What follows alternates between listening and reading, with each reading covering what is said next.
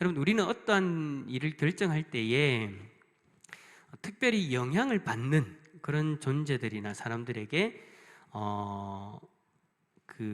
물어보거나 아니면 영향을 받아서 결정을 하는 것 같습니다.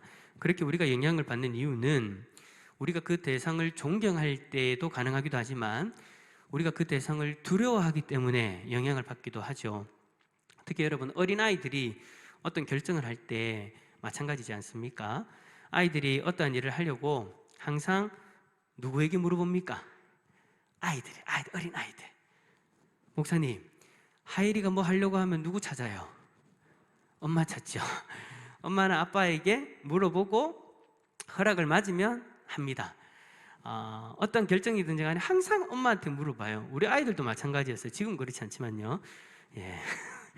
어릴 때 항상 그래서 엄마 이거 해도 돼요? 이거 해도 돼요? 이거 해도 돼요? 그렇게 항상 저희 아들만 그런 줄 알았는데 나머지 또 보니까 쫓겨난 아이들은 다 그렇게 하더라고요. 어머니 아버지한테 엄마 이거 해도 돼? 아빠 이거 해도 돼? 다 물어보면서 그렇게 합니다.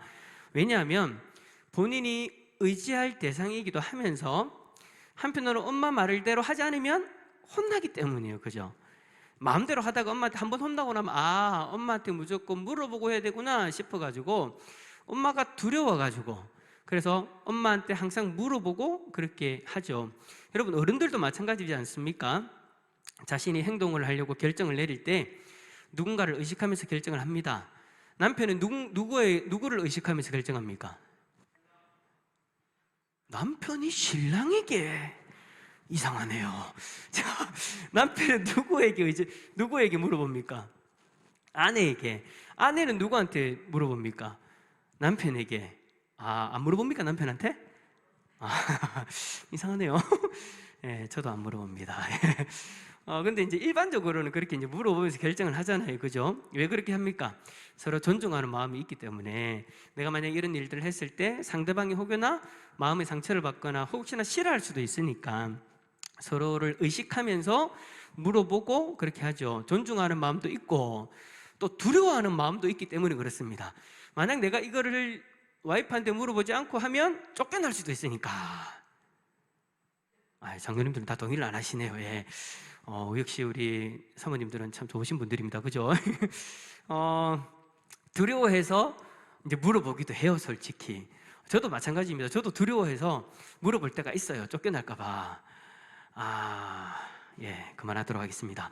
자, 어쨌든, 근데 여러분, 우리가 신앙인으로서, 하나님 백성으로서, 우리가 하나님 백성이라면 누구를 두려워하면서 결정을 해야 될까요?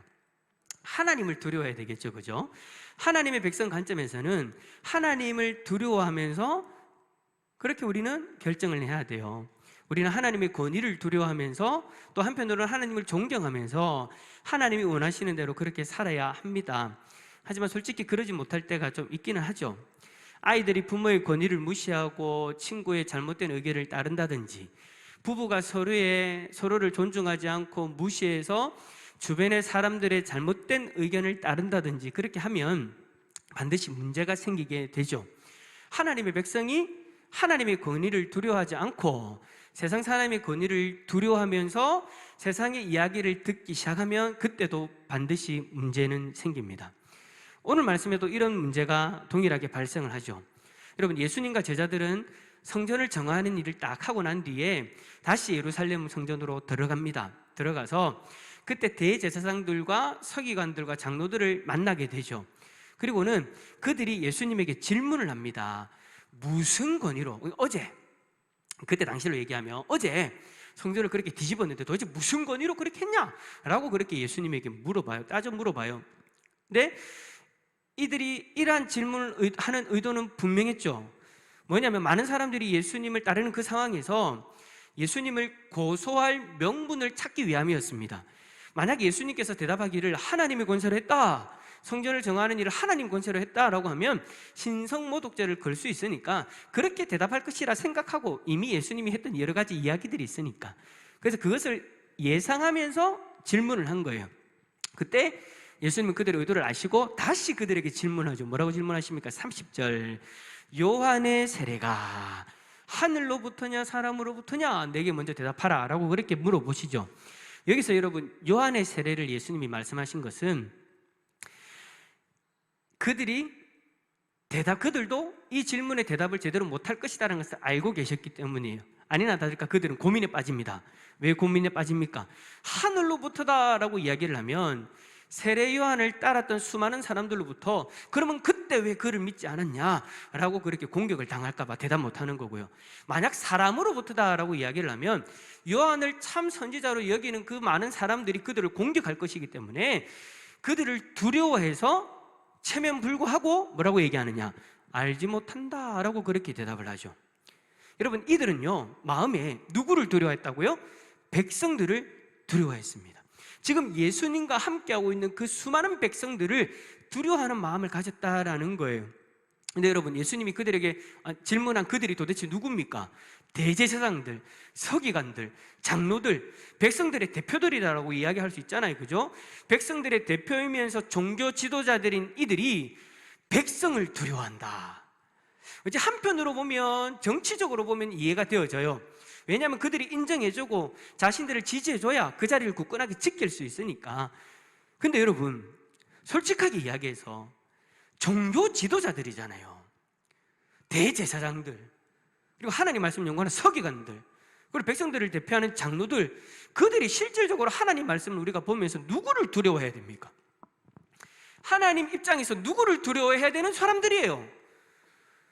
하나님을 섬기고 하나님 말씀을 연구하고 백성들 앞에서 사람들을 대표해서 하나님 앞에 서는 장로들이 하나님을 두려워해야 되는 사람들인데, 하나님을 두려워하고 하나님이 원하시는 결정을 해야 되는 사람들이고, 하나님을 두려워해서 하나님이 원하시는 말을 해야 되는 사람들인데, 이들이 가장 두려워했던 존재들이 뭐냐? 딱 뒤집어놓고 보니까, 까짓고 보니까 하나님이 아니라 백성들이었다라는 거예요. 32절, 그러면 사람으로부터 할까 하였으나 모든 사람이 요한을 참 선지자로 여김으로 그들이 백성을 두려워하는지라. 종교 지도자들이 하나님의 권위를 두려워하지 않고 백성들을 두려워하니 문제가 생기는 겁니다. 하나님을 믿기는 하는데, 신앙생활을 한다고는 하는데 중심으로는 믿지 못하고 중심으로는 변화되지 못하는 삶을 살아가고 있는 거예요. 항상 사람들을 의식하여서 외식적으로 기도하고, 예수님이 항상 그렇게 얘기했잖아요. 세간하는 것도 이들의 삶이 외식적인 삶이 되어져 버린 거예요. 하나님이 기뻐하는 신앙, 하나님이 기뻐하시는 제사가 아니라 사람들이 만족할 만한 신앙, 사람들이 만족하는 제사. 그래서 성전을 시장터로 만들어버린 거예요.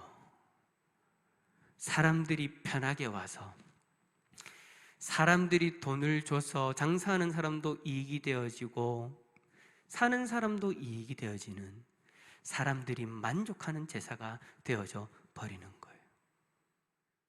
그래서 성전이 부패한 강도의 소굴이 되어지도록 그들은 방치해버린 것이죠. 하나님보다 사람을 두려워하면 이렇게 여러분 신앙이 무너져 버리고 안타까운 일들이 일어나는 겁니다. 여러분, 사람은요 영적이기보다는 육체적이잖아요. 그러니까 영과 육이 있는데 영적인 것을 추구하기보다 육체적인 것을 추구하는 것이 우리의 어찌 보면 원래 모습이잖아요. 예수님이 아니었다면 우리도 지금 마찬가지로 그러지 않겠습니까? 영적인 것을 추구하는 것이 아니라 이미 육체적인 것을 추구하면서 그렇게 살아갈 거예요. 정신적인 것보다는 물질적인 것을 더 추구하면서 살아가겠죠. 그래서 여러분, 종교 지도자들처럼 육체를 괴롭히는 사람들, 삶을 억누르는 사람들을 두려워하는 것이 솔직한 사람들의 모습입니다. 이렇게 사람들을 두려워하면 외식적인 모습이 되어질 수밖에 없는 거예요. 그렇게 되어지면 자신뿐만 아니라 주위의 사람들까지 다 무너지게 만들고 결국 신앙의 가장 중심인 교회까지도 무너지게 되는 것이죠. 여러분, 우리가 잊지 말아야 될 것은 세상 사람들은 나의 영식을 빼앗고 육체적인 학대를 가할 수는 있을지 몰라도 나의 영혼과 신앙은 뺏을 수 없다라는 것입니다. 우리가 사람을 두려워하지 않고 살아갈 수 있는 이유가 바로 여기에 있는 거죠. 우리가 진정 두려워해야 될 대상은, 따라서 합시다, 하나님. 여러분, 하나님은요 우리의 것만 보시는 것이 아니에요. 우리의 중심도 보십니다. 우리의 지위, 재산, 능력, 그런 거 보지 않아요. 하나님이 제일 중요하게 여기는 게 어디예요? 우리 중심이에요. 우리의 중심을 보시는 분이기 때문에 여러분, 우리는요 하나님을 두려워해야 돼요. 사람들 앞에서는요 나의 중심을 들킬 일이 없어요. 그냥 겉으로 아닌 척하면 아닌 거예요. 내가 속이고 싶으면 끝까지 속일 수 있는 거예요. 우리의 속을 감추고 사람들의 만족을 위해서 속과 거기 다른 모습으로 살아가려고 하면 얼마든지 살아갈 수가 있어요. 하지만 우리 하나님 앞에서는 절대 그 속을 감출 수가 없습니다. 지금 여러분이 이 자리에 앉아 계셔서 김목일 목사를 바라보고 계시는데 지금 여러분들이 앉아서 무슨 생각을 하고 계시는지, 어떤 마음으로 이 자리에 앉아 계시는지 하나님이 여러분들의 마음을 다 꿰뚫어 보고 계신다라는 거예요. 그래서 우리는 여러분 사람보다 하나님을 두려워해야 되는 거예요. 자녀들이 부모 앞에서 자신의 진짜 모습을 여러분 감출 수 있을까요, 없을까요? 자녀들이 부모 앞에서 감출 수 있어요. 말 안 하고 아닌 척 하면은요 부모는 진짜 그 모습이 진짜인 줄 알아요. 근데 뭔가 사고가 터져가지고 그 진짜 모습이 드러날 때 얼마나 실망하고 좌절합니까? 청소년 시기 때부터 그런 일들이 일어나잖아요. 여러분 그런 것들 다 경험해 보셨죠? 착하게 자랐는갑다 다들. 근데 제가 할 때까지 수많은 청소년들을 봐왔지만 청소년 때 항상 그래요. 부모님들은 항상 집에서 보여주는 모습만 진짜인 줄 알아요. 그게 다인 줄 알아요. 근데 아닌 게 많거든요. 사고 치면요 난리가 나요. 왜 여러분 영화나 드라마 같은 거 보면 그런 거 있잖아요. 자녀가 사고 쳐가지고 경찰서에 있으면 경찰서 가가지고 부모님들이 뭐라고 해요? 우리 애는 절대 이런 애가 아닙니다. 자녀들이 얼마나 집에서 철저하게 자신의 그 모습을 숨기고 있으면 부모는 그 모습을 믿고 있는 거예요. 여러분 부부관계도 마찬가지잖아요. 남편이 아내 앞에서 아니면 아내가 남편 앞에서 진짜 자신의 모습을 감출 수 있어요. 제가 여러분 며칠 전에 아는 사람한테 이런 이야기를 들었어요. 배우자의 진짜 모습을 모르겠다고. 자신이 지금까지 알아왔던 그 배우자의 모습과 그의 친구들의 이야기를 들어보면 배우자의 모습이 너무 다르다라는 거예요. 사실은 그 배우자가 가족들 앞에서는 그 배우자 앞에서는 자신의 모습을 감추고 지냈던 거예요. 왜요? 진짜 자신의 모습을 드러내면 가족들이 상처받을까봐, 그리고 가족들이 자신을 떠날까봐 배우자에게 진짜 자신의 모습을 드러내지 않고 감추고 거짓된 모습을 그냥 그렇게 보여주면서 그게 진짜 모습이냐 그렇게 살아가는 거예요. 여러분 사람들을 두려워하면요 결국 그럴 수밖에 없는 거예요. 왜냐? 우리에겐 연약함들이 다 있기 때문에. 사람을 두려워하면 결국에는 그 연약함을 감추고 싶은 거예요. 그래서 외식적인 모습이 되어지고 마는 것이죠. 원래 그런 사람이 아닌데 그런 사람인 것처럼 살아갈 수밖에 없는 거예요. 여러분 교회에서도 마찬가지지 않습니까? 교회 공동체가 사람을 두려워하게 되면요 똑같이 거짓이 판을 치게 됩니다. 교회가 사람의 권위를 두려워하면서 사람의 편의를 위해서 운영이 되어지겠죠. 그 성전의 모습처럼. 그래야만 하나님과는 전혀 다른 상관없는 그런 공동체가 되어버리고 마는 거예요. 겉은 주님의 교회 같은데 속은 주님과 상관없는 그런 교회가 되어져 버리는 거죠. 사랑하는 성도 여러분, 사람은 속일 수 있어도, 두려움의 대상이 될 수 있어도 하나님 앞에서는 속일 수가 없습니다. 사람을 속일 수 있고 사람을 두려워해서 사람을 속일 수 있을지 몰라도 하나님 앞에서는 여러분 두려워하지 않는다는 착각이 있어도 하나님을 속일 수는 없어요. 여러분 얼마나 참 안타깝습니까? 자신은 지금 하나님을 속일 수 있다고 생각할지도 몰라요. 그렇게 살아가는 사람들이 얼마나 많이 있어요. 내가 이렇게 살아가면 모를 거야. 내가 이렇게 생각하는 건 모르실 거야. 여러분 그러지 않습니다. 하나님은 다 알고 계십니다. 그래서 진짜 두려움의 대상은 사람이 아니라 하나님이십니다. 사람은 우리의 두려움의 대상이 아니에요. 진짜 두려움의 대상은 하나님이십니다. 하나님 앞에서는 아무것도 감출 수가 없어요. 내 안에 교만한 마음, 누군가를 미워하고 시기하고 질투하는 마음, 죄악이 가득한 그 마음, 사람들 앞에서는 아닌 척할 수 있지만 하나님 앞에서는 절대 감출 수가 없습니다. 그래서 여러분 우리는 사람이 아니라 하나님을 두려워해야 되는 거예요.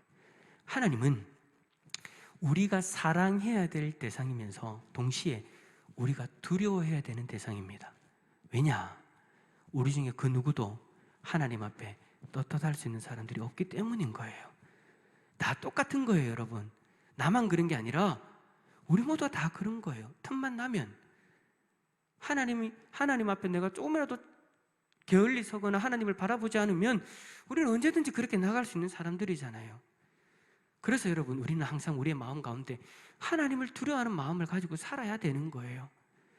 여러분께 여쭤보겠습니다. 여러분 지금 누구를 더 두려워하고 계십니까? 회사의 상사, 학교 친구, 부모님, 배우자? 물론 여러분, 우리는 존중해야 되는 대상이지만 두려워해야 될 대상은 아니에요. 여러분들이 두려워해야 될 대상은 하나님이십니다.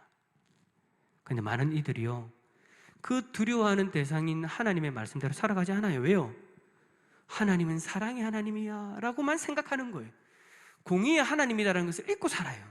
사랑의 하나님이시니까 나를 무조건 용서해 주는 분, 내가 이렇게 살아도 내가 잘못했어요, 무조건 용서해 주는 분, 물론 맞아요. 용서해 주는 분 맞아요. 그런데 하나님을 두려워하지 않는 이가 진정으로 하나님 앞에 회개할 수 있습니까? 그렇지, 없죠. 그렇지 않죠. 아무리 하나님이 경고의 메시지를 보내줘도 하나님을 두려워하지 않으면요, 그냥 자기 하고 싶은 대로 살아가는 거예요. 나중에 내가 회개해야지 하고 그냥 계속 내가 하고 싶은 대로 살아가는 거예요. 자신의 시간이 영원할 줄 알고. 그러다가 고난이 다가오면 사랑의 하나님이 어떻게 나에게 이럴 수 있습니까? 라고 그렇게 이야기를 해요. 여러분 죄송하지만 우리 하나님은요, 우리가 하나님이 기뻐하지 않는 삶을 살아도 항상 눈에 하트를 그리고 우리를 보시는 분이 아니에요. 성경을 보세요.